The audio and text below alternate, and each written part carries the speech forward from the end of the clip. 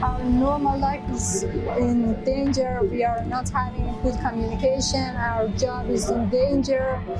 Nobody can live like normal people in Iran. In the wake of large-scale protests rocking Iran since September, the government has cracked down on the internet.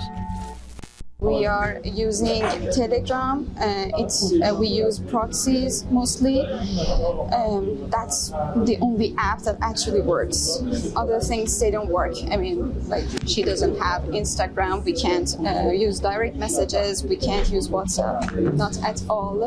And now protesters are turning en masse to VPNs to bypass restrictions and keep channels open to each other and the outside world. Every minute you wanna use internet, you must have that. At least 13 VPNs are active in my phone. And everyone's phone is like that, you know what I mean? I think about I have 8 VPN and I delete a lot of them because they blocked or don't work recently. I've lost count, maybe 10. A VPN, or virtual private network, is essentially a software that lets you conceal your IP address.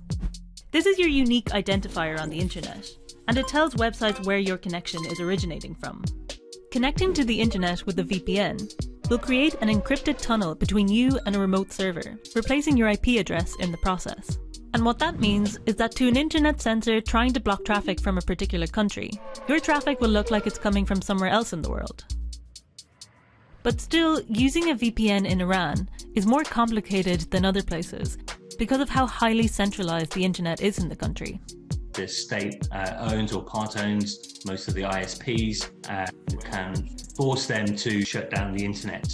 What we saw during the biggest shutdowns during the protests is that in various different ways the big ISPs blocked international traffic. Very little internet traffic was escaping Iranian borders. They were blocking the international gateways. Blocking international gateways means government censors can more effectively block VPN traffic. More effectively, but not completely. The internet, by its very nature, is messy. There isn't a single internet kill switch in Iran. It's a patchwork. And where there's a patchwork, there are little gaps. So if a VPN service is constantly changing up the domains that it uses for the authentication of its apps, if it's constantly spinning up new servers, then connections will get through.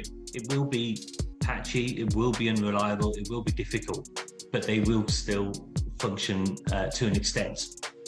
This is why Iranians will often have a multitude of VPNs on their devices, hopping between them as and when they get shut down. I use them for a week or two and then they get disabled and I have to download another one. So it's a bit tricky downloading VPNs, and in order to download one, you should have another VPN to download another VPN. It's really hard. The Iranian government has a number of tactics that it likes to use to block VPNs.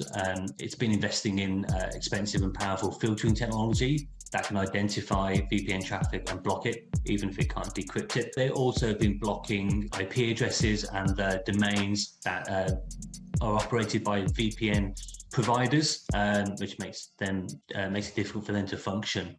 Iran's security forces have violently cracked down on the unrest that spread nationwide after the death of Mahsa Amini in custody of the country's morality police. The government now plans to criminalize the sale of VPNs, with jail terms for offenders. We don't want a complex thing, you know? We want to have a choice. We want to speak up for ourselves. We want a life, a simple life that everyone should have, you know?